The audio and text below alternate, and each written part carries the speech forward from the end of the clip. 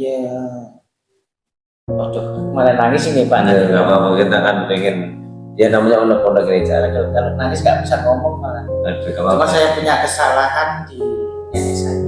Gimana? Saya nggak malu. Kan pernah bilang, itu kan bapak saya meninggal, cuman nenek saya ini masih hidup.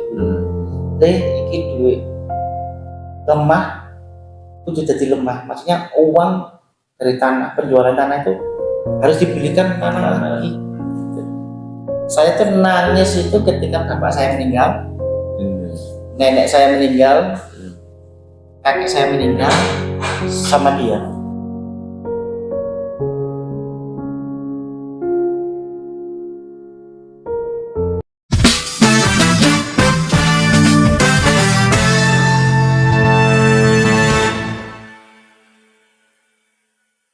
Oke, kata kinasih, selamat berjumpa lagi nih ya dengan channelnya Heri Gava. Kali ini sangat luar biasa nih guys, tamu kita nih. Aduh, bikin ngeri deh karena yang punya Jawa Timur nih, Cakri ya kan, Ratu Bidadari dari Jawa Timur, yang punya Malang ya guys ya, yang punya apa? Yang punya Jawa Timur. Jawa Timur guys ya. Apa nih, kita kali ini pengen banyak sharing nih sama beliau karena saya udah sangat senior sekali di bidang apa namanya konten kreator maupun juga di medsos ya. Dan kali ini aku pengen khusus pengen mengenal Cak lebih dalam nih, sejauh mana secara eksklusif nih guys. Jadi berarti ini buka-buka aib ini. Iya, buka-buka aib nih. Baru pertama kalinya saya mau buka-bukaan di channel Pak Heri Gava. Iya dong, Wismai sangat spesial sekali nih guys, yang mungkin taunya teman-teman kan Cak ini seorang petarung yang anarkis, arogan, tapi saya nggak mau bahas itu guys. Karena aku pengen tahu siapa sih Cak dari basic maupun dari harapan dari beliau dari kehidupan di dunia ini guys ya, sangat gitu nih. Oke ya, langsung aja ya, kita bisa saya cari ya. Oke Cari, langsung aja nih biar teman-teman nggak penasaran nih. Untuk Cari sendiri nih gimana nih sepanjang meniti karir di medsos ya Cak ya. Ini jenengan ini berawal dari apa nih Cak? Apa emang dari kecil udah? Berawal dari kehancuran usaha saya. Loh, belum kok hancur, ini gimana nih? Ya, ketika usaha saya masih stabil, saya masih fokus cari uang, mengembangkan bisnis. Oh, berarti sebelum cari di sama ibadah, sebelum terjun di medsos ini, Cari adalah pengusaha gitu. Dan juga pengusaha yang memang fokus di ibadah ya, artinya memang ibadah. Dan akhirnya ketika usaha saya hancur, pernah nganggur nih.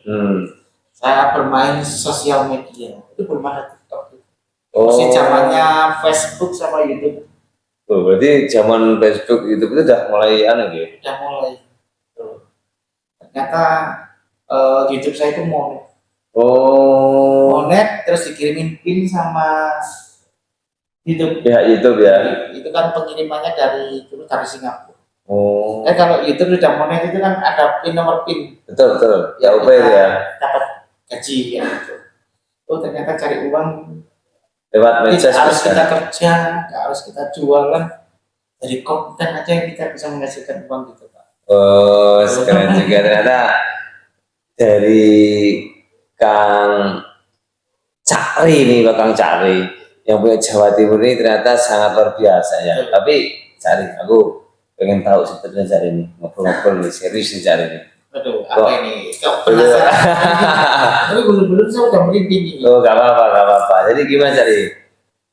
Tadi kita aja Cakri, atau mungkin juga boleh ding berkaitan dengan sejarah Cakri lah. Kok bisa tadi, mohon maaf ya, apa yang tahu lah kok bangkrut atau apa dari gagal usaha itu gimana?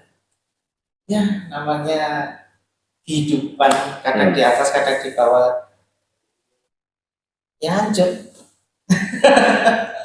Kalau boleh tahu Cak, barangkali di bidang apa tuh? bisnisnya saat itu? Bisnisnya banyak sekali loh. Saya dulu di peternakan ayam boiler, terus peternakan bebek terbesar loh di kota saya.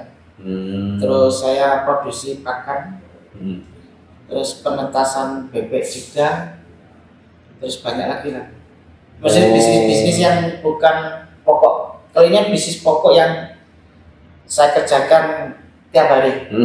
Terus bisnis-bisnis lain itu kayak dulu saya itu nebangin itu apa? Kayu snorkeling. Oh, pernah juga ya? Ya, Pas gitu ya? Pas itu kayu snorkeling.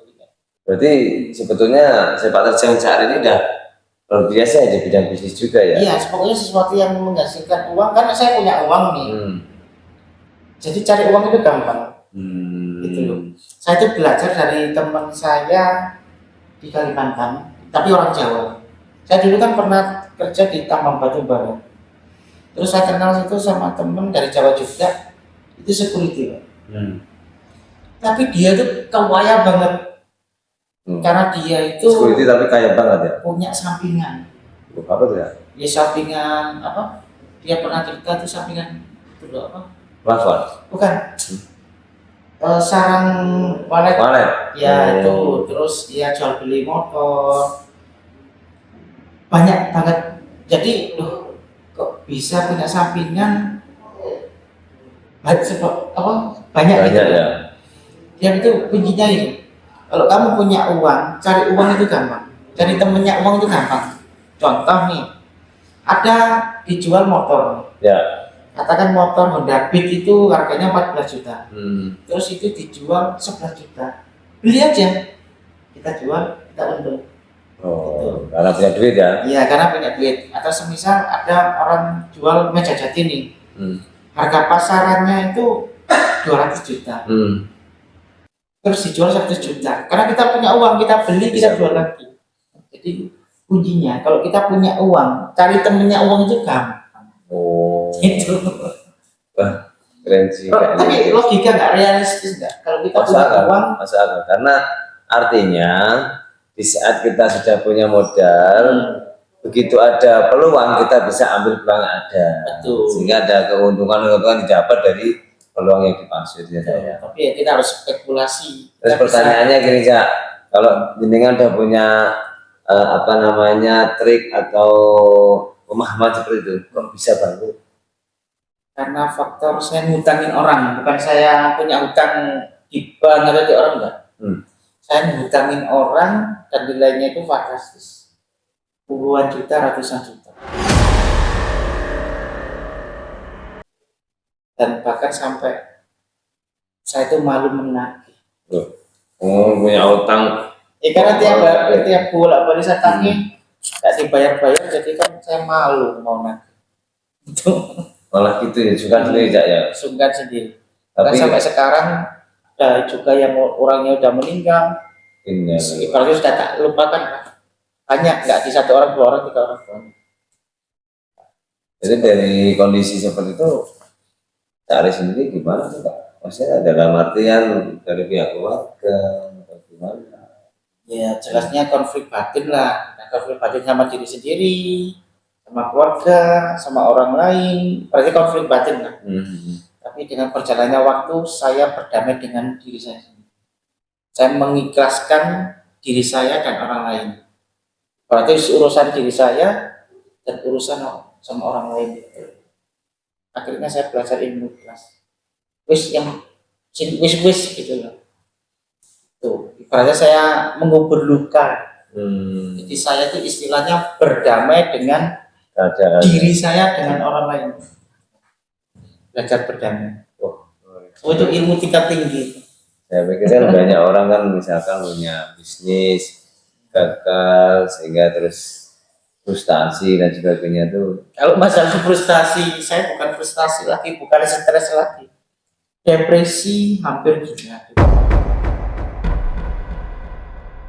Saya tuh kalau malam itu nggak bisa tidur. Ya pusing, pusing udah kehilangan segalanya. Kehilangan rumah, kehilangan mobil, kehilangan motor, bahkan nggak punya apa-apa. Ibaratnya punya sandal itu. Nggak sandal gitu. Hebat. Terus waktu dengan kondisi itu gimana, pihak keluarga mendukung atau nggak peduli atau gimana? Ya keluarga terus gak percaya sama saya. Loh, sama kamu. Karena saya Alasannya apa? sifatnya sertifikat agak pegang. Aset sesuatu tak jual, akhirnya kan keluarga Ismail tidak percaya sama saya. Sempat berarti antara pihak keluarga pun sempat krisis kepercayaan juga. Iya, krisis kepercayaan. Ibaratnya kalau aku mau pinjam sertifikat nih, terus gak percaya, karena ya bakal aku mampu membayar dan menebus. Wah, kira hilang nih barangnya. Iya. Wah, nggak bisa. Soalnya apa Pak? Saya itu awal mulanya kan profesional itu bekerja di perusahaan telekomunikasi dan komunikasi. Saya juga pernah bekerja di sebuah perusahaan kontraktor tambang batu bara. Ya, ya. Kebetulan ceritanya itu gini. Gava, lepaskan dahaga bersamanya. Jabatannya saya itu luar biasa. Saya itu pertama bekerja itu officer. Ibaratnya kan karyawan baru. Dari officer saya naik ke spesialis. Ya. Dari spesialis saya ke asisten manajer. Nah, dari asisten manajer ini, kebetulan manajer saya ini, ibaratnya bos saya ya, itu korupsi senilai 2 miliar pada saat itu. Kena audit perusahaan dari Jakarta, kan kantor pusatnya Jakarta, terus kantornya juga ada di Balikpapan, Kalimantan Timur. Itu menjual trek dozer itu rodanya kayak tank gitu loh. Terus sama kuku baket yang buat ngeruk eksavator itu, terus hidrolis, terus jual banyaklah part-part kayak dump truck, dozer, eksavator, itu nilainya itu 2 miliar yang ketahuan, yang diaudit.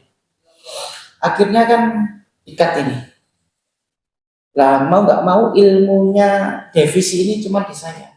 Anak muda, anak kau ingusan, kau kencur, saya diangkatlah jadi manajer. Oh, sempat jadi manajer juga, Cak? Karena nggak mungkin orang Jakarta datang ke sini. Di atasnya manajer itu ada superintendent atasan saya itu. Tuh. Dan akhirnya banyak orang yang iri banget, Pak. Oh, karena dari karirnya melonjak tadi ya. Melonjaknya sangat cepat sekali. Cepat banget, mulai dari officer, terus spesialis, terus dari asisten manajer, terus manajer. Bisa jabatan seperti itu, Pak.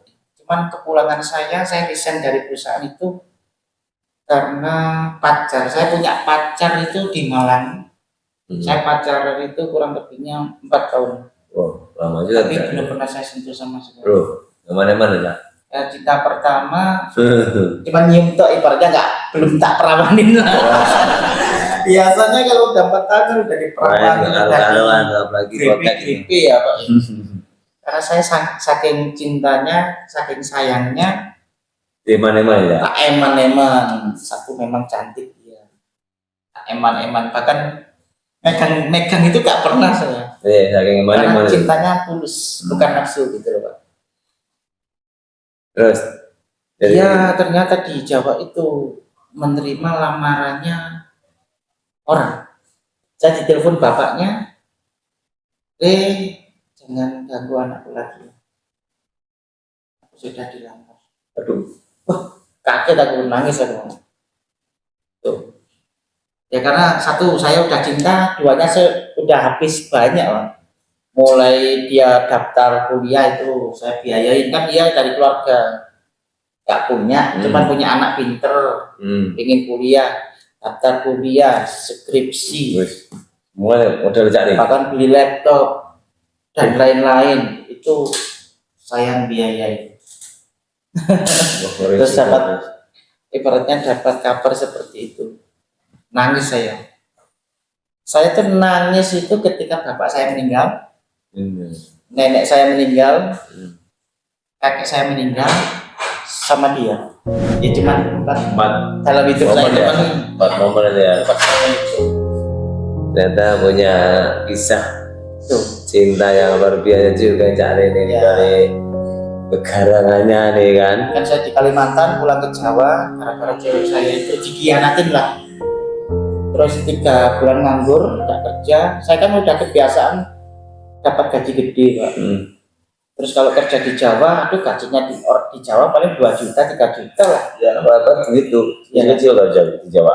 Dan kebetulan saya dapat bagi-bagi warisan. Kan bapak saya kan udah meninggal, itu meninggalkan tanah Pak. Oh. Nah, sama nenek saya itu nilainya M lah, bukan ratusan juta, bukan puluhan, tapi M. Sama nenek saya itu bilang gini, nenek itu ibunya bapak saya itu, Le, ini duit lemah, kudu tadi lemah. Artinya uang yang dari tanah itu harus Kalau tanah mana? jadi tanah. Oh. Atau separuh itu harus jadi tanah. Dari Gitu. tanah. Cuman saya nggak mau itu. Terus. Saya bikin usaha. Usaha tanam tebu, ayam. Berniati lah, ini. Saya kira hancur. Uang warisan itu namanya uang warisan, uang panas. Mungkin mohon maaf nih, cari kalau boleh aku tanya dan saya menyampaikan, kalau boleh menyampaikan, mohon maaf nih, andai kata orang tua masih ada, ini mau menyampaikan permohonan maaf seperti apa nih? Ya, waduh, aku malah nangis ini Pak. Ya, nggak apa-apa, kita kan pengen, ya namanya undang-undang ini cara. Aduh, kalau nangis nggak bisa ngomong malah. Aduh, nggak Cuma apa-apa. saya punya kesalahan di nenek saya. Gimana aja? Saya nggak manut. Kan pernah bilang, Le, itu kan bapak saya meninggal, cuman nenek saya itu masih hidup. Le, iki duit lemah, itu jadi lemah. Maksudnya uang dari tanah, penjualan tanah itu harus dibelikan tanah lagi. Mas saya lebih bisnis. Gitu. Artinya seolah ingin mengembangkan. Ya, lebih berani ke bisnis itu, cor-coran gitu loh. Ya mungkin karena saya masih muda, saya masih labil, ambisi saya masih meledak-ledak dan tinggi, egonya juga tinggi kayak gitu. Jadi dari harapan dari nenek ya. Ini saya lebih merasa bersalahnya sama nenek karena nggak manut itu tadi. Padahal kalau saya manut, mungkin dulu ada orang yang nawarin tanah murah, terus rumah itu dulu dijual 800 juta Pak. Itu ukurannya 1 M lebih. Kalau sekarang dijual udah 2 M lebih. Itu nggak saya beli karena saya memilih bisnis daripada saya harus membeli rumah. Oh iya. Karena saya mikirnya gini, kalau saya beli rumah seharga 800 juta ini, saya nggak punya bisnis. Tapi kalau saya bangun bisnis, Bisa beli rumah. bisa beli rumah, ternyata Tidak seperti harapannya ya. tidak seperti harapan. Padahal rumah itu hal yang paling penting. Mari saya.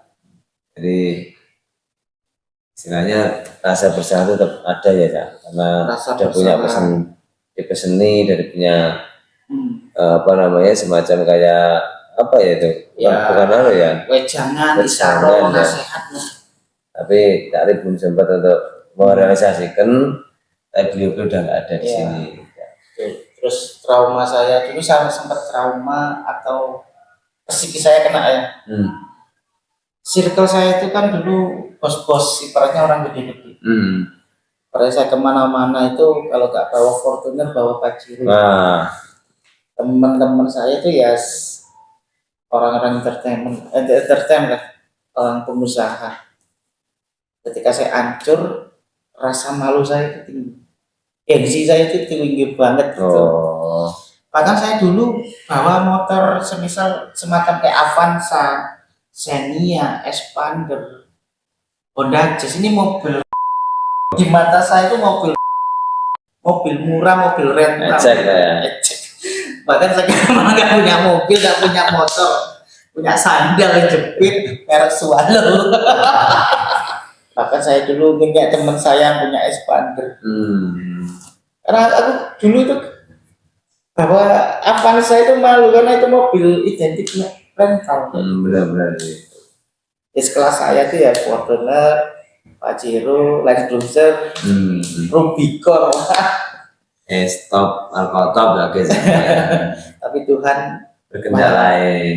membolak-balikan kehidupan. Iya, Tuhan berkehendak lain guys. Sekarang teman-teman saya itu malah orang-orang miskin-miskin, orang biasa-biasa, kayak orang perkumpulan pengangguran, orang atau orang-orang biasa gitu loh, lebih asik ternyata. Daripada yang sosok Ya kalau saya bergaul sama kayak bos-bos itu yang dibicarakan ya masih pekerjaan. Bagaimana caranya ngembangin bisnis, tidak jauh dari uang lah. ya mestinya lah tidak ada. Tapi kalau kita bergaul sama orang-orang bawah, orang-orang yang mungkin dulu saya jijik ya, macam-macam yang dibicarakan, ngomong rondo, ngomong ya benar. lebih asik. Jadi gini Cak, mungkin ini buat teman-teman nih. Apa nih Cak, saya pengen Cak memberikan sebuah catatan atau semangat nih gimana untuk menghadapi kehidupan, walaupun kita tahu kehidupan yang kita jalani itu ke depannya nggak ada yang tahu ya Cak ya. Apakah akan mulus-mulus saja atau mungkin akan ada kendala. Ini saya pengen cari yang sudah punya pengalaman banyak di kehidupan ini untuk anak muda nih. Gimana nih mungkin cari sekarang? Tetap semangat di saat terbatas. Maksudnya tetap semangat di saat terbatas itu walaupun kita, semisal saya itu bahkan dulu itu nggak punya uang sama sekali loh Pak. Ibaratnya aset nggak punya, ibaratnya nggak punya sepeser pun tuh punya. Berarti kita harus tetap semangat di saat terbatas karena Tuhan itu pasti akan memberikan rezeki. Pasti ya. Pasti. Itu ada aja gitu loh. Jalannya walaupun ngepres, walaupun sedikit itu ada. Ibaratnya kayak gini, cecak ya. Cecak itu kan hidupnya kayak di dinding-dinding gitu kan. Terus makanannya kan hewan yang terbang. Tapi karena Tuhan sudah memberikan rezeki, hewan yang terbang nggak nyamuk tadi, menjumpai ya. Terus dimakan tadi. Artinya Tuhan itu menjamin rezeki seseorang ya. Betul. Jangan gitu, orang gila aja kan. Orang gila apa kerja? Apa minta-minta? Yang ya. Iya. Tuhan menjamin rezekinya orang gila itu. Dia nggak pernah dikasih sakit. Benar. Tapi orang gila kan gemuk. Iya sehat. Nggak tahu dia makan di mentah, makan di sampah, atau dikasih orang kita nggak tahu. Yang jelas tetap punya rezeki ya. Punya rezeki. Oke. Saya lagi nggak mungkin? Ya mungkin itu saja. Itu guys ya.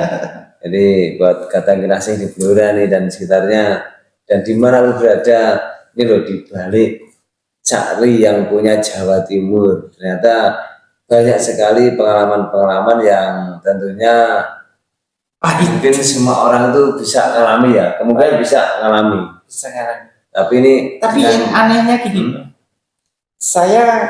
uang saya kan ratusan juta di orang. Ya kalau dikumpulkan N lah, maksudnya di orang si A, si B, si C, si D. Karena saya juga punya tanggungan Pajero. Pajero itu 10 juta. Saya dulu pernah kredit DP 100 juta, ngasurnya itu 10 juta 5 tahun. Boleh. Ya saya juga punya tanggungan ini, itu lah. Tapi semisal besok mau ada tanggungan gitu, saya itu nggak punya uang sama sekali. Tapi ada aja gitu. Ada. Jelas itu gitu. Heran saya. Terus ada campur tangan dari Tuhan Yang Maha Esa. Pasti aja itu. Gitu ya guys ya. Jadi sedikit sharing juga buat teman-teman yang nonton ini bahwasanya tetap semangat ya. Misalkan kondisi kita lagi kurang baik, tadi bilang juga kondisi yang enggak stabil, tapi tetap semangat aja. Gimana untuk memperjuangkan kehidupan kita masing-masing, gitu aja ya. Dan mungkin buat teman-teman satu lagi pesan dari Cari, jangan sampai teman-teman merasa tidak percaya diri ya. Betul. Jadi harus optimis. Kita ini punya rezeki yang mana sudah disiapkan sama Tuhan, tinggal kita. Tapi syaratnya harus tenang. Harus tenang. Tenang, ikhlas, pasrah ya. Tetap yakin ya bahwa kita ini diberikan rezeki. Tinggal kita bagaimana menjemputnya nih. sejauh mana kita ini menyebut rezeki, apakah semaksimal itu atau hanya sebatas untuk nyari rezeki yang disiapkan.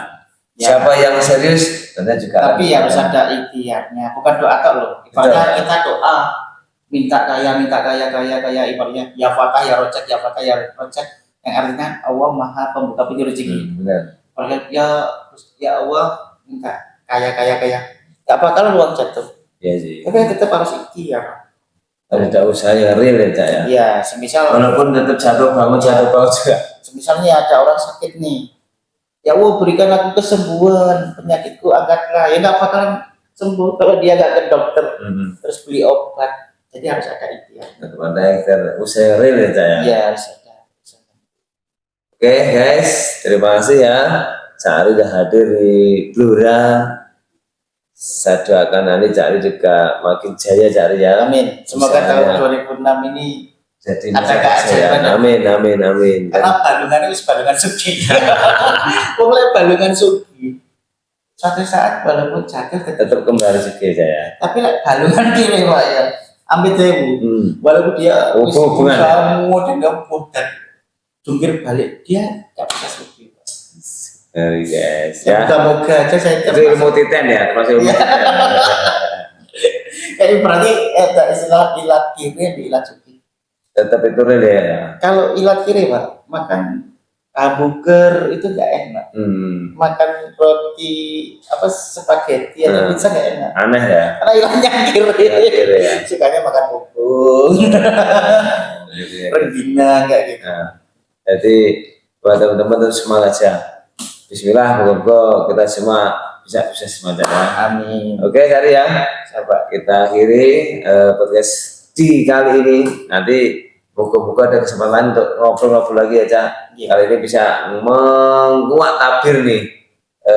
Gimana sih kepribadian Cari? Moga-moga bisa ada apalagi yang kita akan kuat nih biar Cari ini makin Ini penasaran. tadi ngempet nangis saya. Oh iya. Malu saya. Ya, nggak apa-apa, Cak. Saya udah terkenal sangar mau nangis. Tapi ternyata punya cerita yang kelam ya, Cak, yang Sangat tapi nggak apa-apa. Buat pengalaman, Cak, yang nanti buat teman-teman yang nonton biar jadi wawasan juga, Cak. Oh, dalam bisnis itu cukup di seperti ini. saya tapi jangan ke anak saya. Amin, amin, Turunan amin. saya. Pak. Amin. Oke ya guys, terima kasih kita akhiri. Moga-moga teman sukses semuanya. Assalamualaikum warahmatullahi wabarakatuh. Gimana ada kenasnya seru kan? Ya seru lah, masa orang seru ya. Aja lali di like, komen, share and subscribe ya. Nyara tak gerocok ya cangkemmu.